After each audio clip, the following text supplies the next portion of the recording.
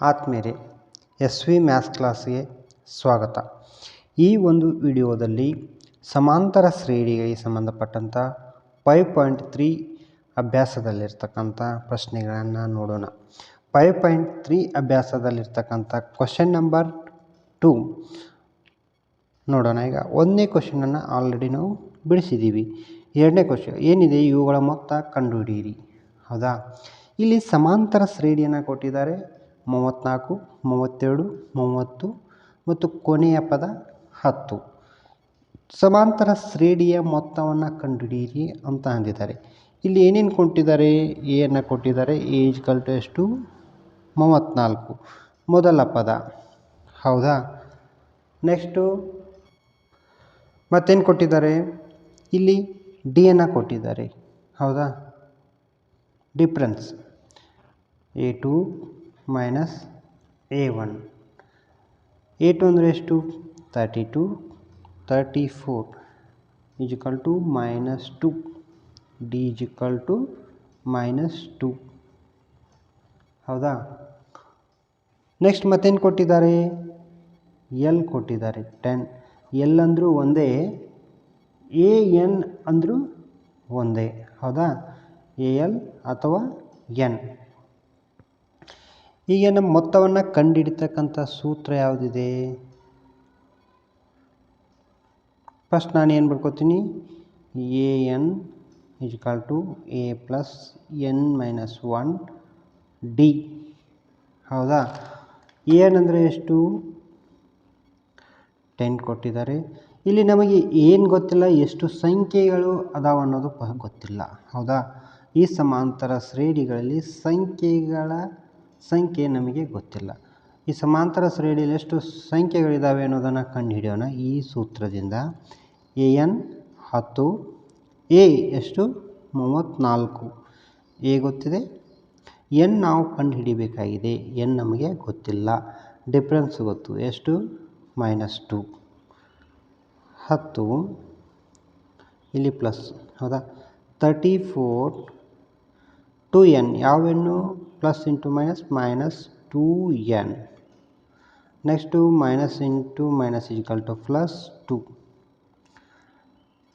ಇದು 34ರಲ್ಲಿ 2ಅನ್ನು ನಾನು ಕೂಡ್ತೀನಿ, ಎಷ್ಟಾಗುತ್ತೆ? 36 ಮೈನಸ್ 2n. ಈ 2nನ್ನು ನಾನು ಏನು ಮಾಡ್ತೀನಿ? ಎಡದಿಂದ ಬಲಕ್ಕೆ ತರ್ತೀನಿ. ಆವಾಗ ಏನಾಗುತ್ತೆ? ಮೈನಸ್ ಇದ್ದದ್ದು ಪ್ಲಸ್ ಆಗುತ್ತೆ. 2n equal to 36. ಈ 10ಅನ್ನು ಎಡದಿಂದ ಬಲಕ್ಕೆ ತರ್ತೀನಿ, ಪ್ಲಸ್ ಇದ್ದದ್ದು ಏನಾಗುತ್ತೆ? ಮೈನಸ್ ಆಗುತ್ತೆ.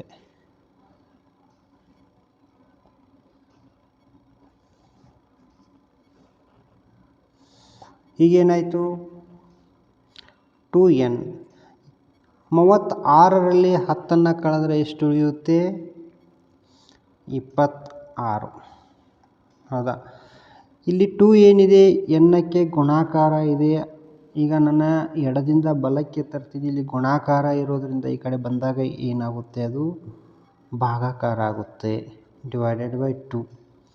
2 1 ಝ 2 3 ಝ ಎಷ್ಟು? 1 2 3 6 13. ಎನ್ ಈಕ್ವಲ್ ಟು ಎಷ್ಟು? 13. ಹೌದಾ, ಇವಾಗ ನಾವು ಮೊತ್ತವನ್ನು ಕಂಡುಹಿಡಿಯೋಣ. ಎನ್ ಗೊತ್ತಿದೆ, ಡಿ ಗೊತ್ತಿದೆ, ಎ ಎನ್ ಗೊತ್ತಿದೆ, ಎ ಗೊತ್ತಿದೆ. ಇವಾಗ ಏನು ಮಾಡೋಣ? ಎಸ್ ಎನ್ ಅನ್ನು ಕಂಡುಹಿಡಿಯೋಣ. N divided by 2 A plus A N R L. ಇಲ್ಲಿ ಪದಗಳ ಸಂಖ್ಯೆ ಮತ್ತು ಮೊದಲ ಪದ ಮತ್ತು ಕೊನೆಯ ಪದ ನಮಗೆ ಗೊತ್ತಿದ್ದಾಗ ಸಮಾಂತರ ಶ್ರೇಣಿಯ ಮೊತ್ತವನ್ನು ಕಂಡುಹಿಡಿಯತಕ್ಕಂಥ ಸೂತ್ರ ಇದು. S N equal to N divided by 2 into A plus A N. ಹೌದಾ, ಎಸ್ ಎನ್ ಎಷ್ಟಿದೆ? 13 ಸಂಖ್ಯೆಗಳ ಮೊತ್ತವನ್ನು ನಾವೀಗ ಕಂಡುಹಿಡಿಬೇಕು. 3 ಡಿವೈಡೆಡ್ ಬೈ 2. ಎ ಅಂದರೆ ಎಷ್ಟು? 34. ಎ ಎನ್ ಹೌದಾ ಕೊಟ್ಟಿದ್ದಾರೆ ಎಷ್ಟು? 10. 13 divided by 2. ಈ 34ರಲ್ಲಿ 10 ಕೂಡಿಸಿದರೆ ಎಷ್ಟಾಗುತ್ತೆ? 44. ಇದು ನೋಡಿ, 2 ಒಂದಲೇ 2 ಎಷ್ಟು? 13 ಇಂಟು 22, 13 ಗುಣಾಕಾರ 22, S 13. S 13 equal to 13 into 22 equal to 286. ಸಮಾಂತರ ಶ್ರೇಣಿಗಳ ಮೊತ್ತ ಎಷ್ಟು? 286. ನೆಕ್ಸ್ಟ್ ಕ್ವಶನ್ ನೋಡ್ರಿ. ಇಲ್ಲಿ ಒಂದು ಸಮಾಂತರ ಶ್ರೇಣಿಯನ್ನು ಕೊಟ್ಟಿದ್ದಾರೆ. -5, -8, -11, ಕೊನೆಯ ಪದ ಕೊಟ್ಟಿದ್ದಾರೆ -230. ಇಲ್ಲಿ ನಾನು ಏನೇನು ಕೊಟ್ಟಿದ್ದಾರೆ ಅದನ್ನು ಬರ್ಕೊತೀನಿ. ಎ ಗೊತ್ತಿದೆ, a -5.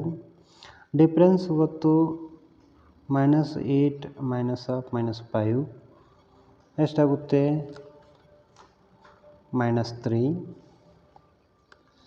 ಕೊನೆಯ ಪದ ಕೊಟ್ಟಿದ್ದಾರೆ an ಈಜಿಕಲ್ ಟು -230.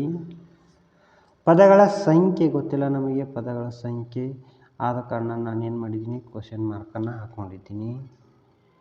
ಮತ್ತೇನು ಕಂಡುಹಿಡಿದರೆ SN ಪದಗಳ ಮೊತ್ತವನ್ನು ಕಂಡುಹಿಡಿ ಅಂದಿದ್ದಾರೆ. Question mark ಹಾಕ್ಕೊತೀನಿ. ಮೊದಲಿಗೆ ನಾನು ಏನು ಮಾಡ್ತೀನಿ? ಪದಗಳ ಸಂಖ್ಯೆಯನ್ನು ಕಂಡುಹಿಡಿತೀನಿ. an equal to a plus n minus 1 into D. ಇಲ್ಲಿ ನೋಡ್ರಿ, an ಗೊತ್ತಿದೆ ಎಷ್ಟು? -230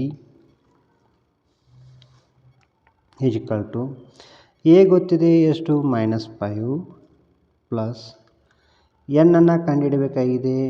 ಬರ್ಕೊತೀನಿ ಹಾಗೆ. ಡಿಫ್ರೆನ್ಸ್ ಗೊತ್ತು, ಬರ್ಕೊತೀನಿ -3.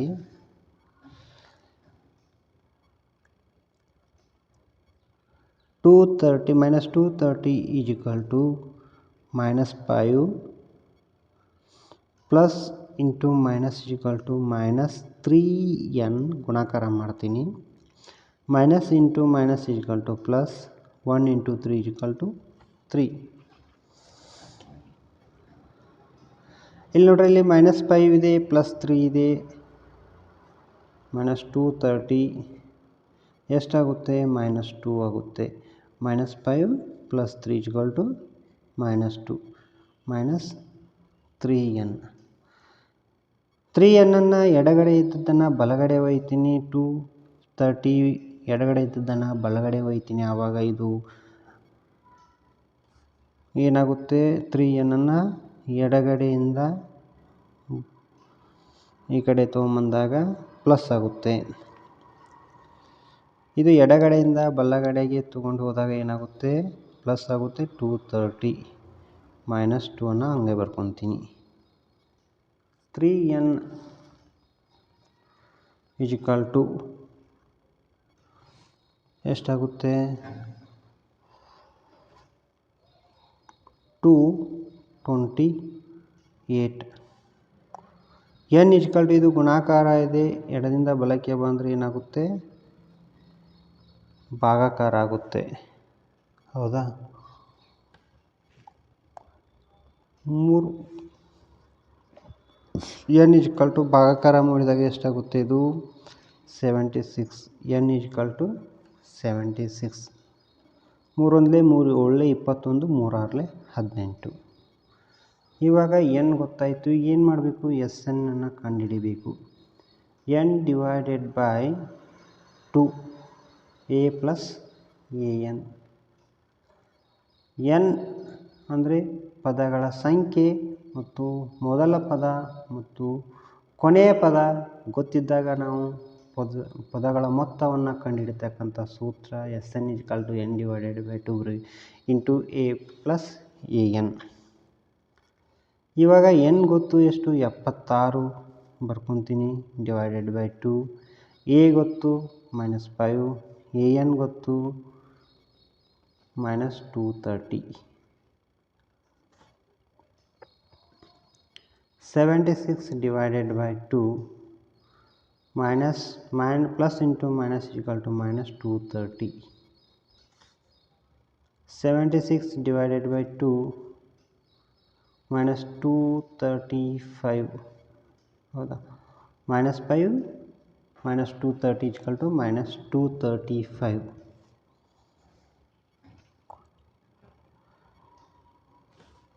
ಇಲ್ಲಿ ನೋಡ್ರಿ ಇದನ್ನು 2 1 2 3 6 next 8 16 SN is equal to 38 minus 235 equal to ಗುಣಾಕಾರ ಮಾಡಿದಾಗ ಎಷ್ಟಾಗುತ್ತೆ -8930 SN is equal to this is answer. ಇವಾಗ ನೆಕ್ಸ್ಟ್ ನೋಡೋಣ.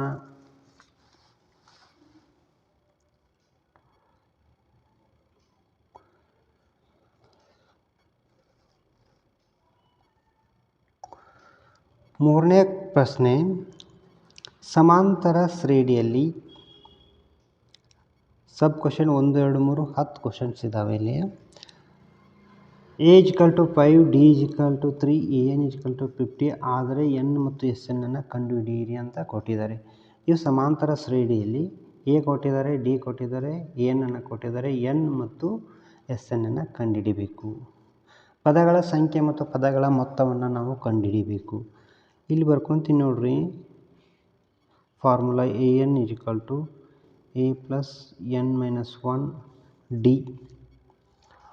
ಇದರಿಂದ ನಾವು ಪದಗಳ ಸಂಖ್ಯೆಯನ್ನು ಕಂಡುಹಿಡಿಬೋದು. ಇನ್ನೊಂದು formula ಬರ್ಕೊತೀನಿ, SN is equal to ಹೌದಾ, ಆಮೇಲೆ ಬರ್ಕೊಂಡು ಇಲ್ಲಿ ನೋಡಿ AN ಕೊಟ್ಟಿದ್ದಾರೆ, ಓಕೆ 50, ಇಲ್ಲಿ AN ಕೊಟ್ಟಿದ್ದಾರೆ 50, A ಕೊಟ್ಟಿದ್ದಾರೆ 5, N ಗೊತ್ತಿಲ್ಲ, N ಅನ್ನು ಕಂಡುಹಿಡಿ ಎಂದಿದ್ದಾರೆ, N ಅನ್ನು ಬರ್ಕೊತೀನಿ -1, ಡಿಫ್ರೆನ್ಸ್ ಕೊಟ್ಟಿದ್ದಾರೆ 3. 50 is equal to 5 plus 3 N into 3 is equal to 3N minus 3 minus into plus is equal to minus, plus into plus is equal to plus. 50 is equal to plus 5 minus 3 is equal to 2 plus 3N. ಈ 2 ಅನ್ನು ಬಲಗಡೆಯಿಂದ ಎಡಗಡೆ ಕಳಿಸ್ತೀನಿ, plus ಇದ್ದದ್ದು minus ಆಗುತ್ತೆ. ಎಷ್ಟಾಗುತ್ತೆ? 50 minus 2 is equal to 3N. 48 is equal to 3N. 3N ಈ ಕಡೆ ಕಳಿಸ್ತೀನಿ, ಇಲ್ಲಿ ಗುಣಾಕಾರ ಇದ್ದು ಇಲ್ಲಿ ಭಾಗಾಕಾರ ಆಗುತ್ತೆ. N equal to 48 divided by 3 ಹೌದಾ. ಇಲ್ಲಿ ಏನಾಗುತ್ತೆ? 48 divided by 3. ಇಲ್ಲಿ ನೋಡ್ರಿ, 3 1 3 1 3 6 18 16. N is equal to ಎಷ್ಟು? 16. ನಮಗೆ N ವ್ಯಾಲ್ಯೂ ಗೊತ್ತಾಯಿತು. ಪದಗಳ ಸಂಖ್ಯೆ ಮತ್ತು ಮೊದಲ ಪದ, ಇನ್ನೊಂದು ಕೊನೆಯ ಪದ ಇದ್ದಾಗ ಮೊತ್ತವನ್ನು ಕಂಡುಹಿಡಿತಕ್ಕಂಥ ಸೂತ್ರ ಯಾವುದು ಅಂತಂದರೆ N divided by 2 into A plus AN. ಕೊನೆಯ ಪದ, ಮೊದಲ ಪದ, ಪದಗಳ ಸಂಖ್ಯೆ ಗೊತ್ತಿದ್ದಾಗ ಪದಗಳ ಮೊತ್ತವನ್ನು ಕಂಡುಹಿಡಿತಕ್ಕಂಥ ಸೂತ್ರ. SN is equal to N ಎಷ್ಟಿದೆ? 16 divided by 2. ಮೊದಲ ಪದ ಎಷ್ಟಿದೆ?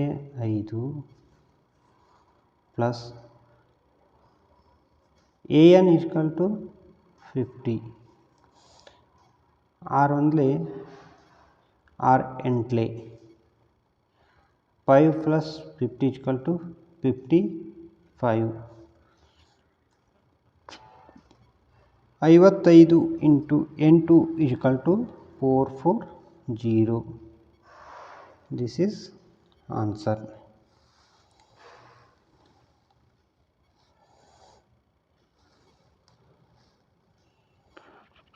ನೆಕ್ಸ್ಟ್ ಇಲ್ಲಿ ನೋಡ್ರಿ, ಮೂರನೇ ಪ್ರಶ್ನೆಯಲ್ಲಿ ಎರಡನೇದು A=7 ಕೊಟ್ಟಿದ್ದಾರೆ, A13=35 ಕೊಟ್ಟಿದ್ದಾರೆ, D ಕೊಟ್ಟಿದ್ದಾರೆ. S13ಗಳನ್ನ D ಮತ್ತು S13ಗಳನ್ನ ಕಂಡುಹಿಡಿಯಿರಿ ಅಂತ ಅಂದಿದ್ದಾರೆ. ಹೌದಾ, ಇಲ್ಲಿ ನೋಡ್ರಿ, AN = A + n-1 D. A13 ಬರ್ಕೊತೀನಿ ನಾನು ಫಸ್ಟಿಗೆ. A13 = A + n ಅಂದರೆ ಎಷ್ಟು? 13 - 1 D. A13 ಕೊಟ್ಟಿದ್ದಾರೆ, ಎಷ್ಟು ಕೊಟ್ಟಿದ್ದಾರೆ? 35 ಕೊಟ್ಟಿದ್ದಾರೆ. A ಎಷ್ಟು ಕೊಟ್ಟಿದ್ದಾರೆ? A ಕೊಟ್ಟಿದ್ದಾರೆ 7 + 12 D. ಈ 7ನ್ನು ಎಡಗಡೆಯಿಂದ ಬಲಗಡೆ ಕಳಿಸ್ತೀನಿ. ಎಷ್ಟಾಗುತ್ತೆ?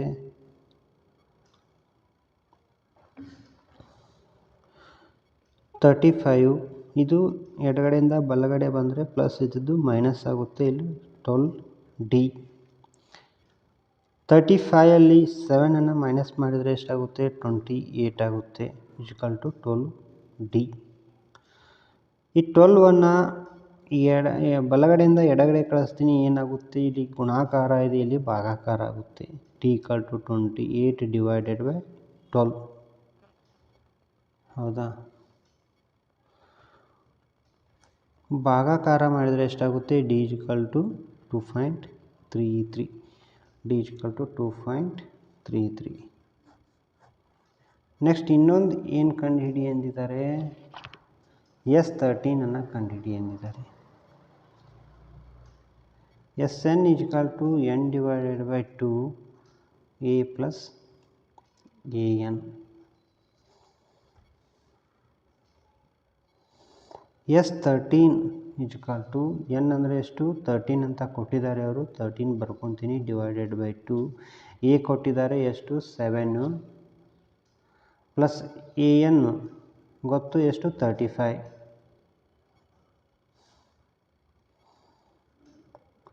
13 / 2 35 + 7 = ಎಷ್ಟಾಗುತ್ತೆ? 42.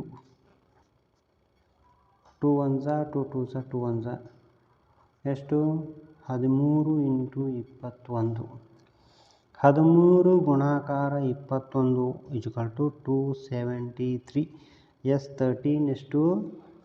237. Thank you.